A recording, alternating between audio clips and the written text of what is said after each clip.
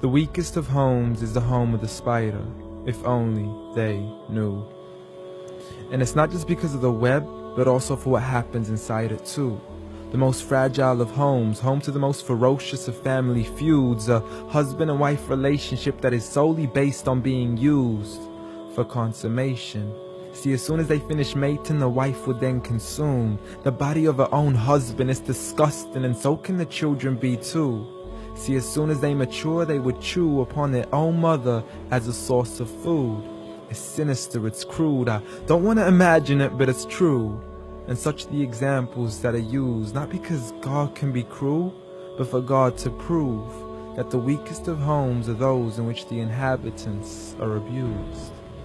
See, marriages are meant to bring happiness, and the home is a refuge of tranquility and comfort to all those who walk through. And if you ever do happen to fall into disputes, you must learn to understand that the marriage isn't always about you. Rather, it's learning to live together as one, although we are still living together as two. In a home where everybody knows that they belong, with love, kindness, and mercy, so we could all just get along, and there's no need for fighting every time something small goes wrong. Because you can't build a home upon violence and then expect it to stand strong. I mean, what kind of man would harm his wife in the darkness of the night, leaving her to bleed as he scars her for life, having to cover up her bruises as she tries to hide them from sight? See, he's so focused on her responsibilities, but fails to realize that he also owes her rights. See, as a husband, you're meant to provide, protect, respect, guide, and guard her. You are her garment, her lifelong partner, her Prince Charming who should charm her, her knight in shining armor. But a night has turned into a nightmare as he spends his nights trying to harm her. As she begs him on her knees, please, I need you to be calmer. I urge you, see, patience is a virtue. I never even heard you. I promise I didn't mean to hurt you. Please don't be mad. And please don't let the kids see, cause it's not right for a dad. It's sickening, it's sad that such scenes are happening in reality within the homes of so many broken families. It's a calamity that we forgot what the meaning of marriage is. Did you forget that the best of you in character is he who is best to his wife? The best of advice from the one who never harmed a servant, child, or wife in his whole entire life.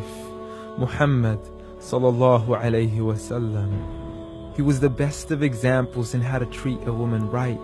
See, if his wife had cooked something he had liked, he would eat it, and if he didn't, he would leave it without expressing an ounce of dislike. He would even refuse an invitation to food until his wife had also received an invite, and he would help around the house too, just to make her workload light. He was the pinnacle of being polite. And he taught us that the strongest of men is not he who knows how to fight, but rather he who restrains his anger right at the moment of strife. So have patience, brother.